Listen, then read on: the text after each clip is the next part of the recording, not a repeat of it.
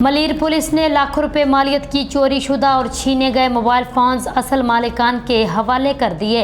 SSP Malir doctor Abdul खालिक की हिदायत पर एसएसपी ऑफिस मलीर में रिकवर शुदा मोबाइल फोन्स उनके असल मालिकान के हवाले करने के लिए एक पुरवकार तकरीब का इनेकाद किया गया। तकरीब के दौरान कराची के मुख्तलिफ इलाकों से चोरी और छीने गए लाखों रुपए मालियत के मोबाइल फोन्स उनके असल मालिकान के हवाले किए गए। डिजिटल इंफॉर्मेशन सेल जिला मलीर पुलिस ने जदीद टेक्नोलॉजी और तकनीकी महारत को बरूए कार लाते हुए 70 से ज़ायद मोबाइल फोन्स रिकवर किए। बरामद किए गए मोबाइल फोन्स की मजमूई मालियत लाखों रुपए बनती है, जो मुख्तलिफ कार्रवाइयों के दौरान रिकवर किए गए। एसपी मलीर और डीएसपी मेमन गोठ ने तकरीब में शिरकत की।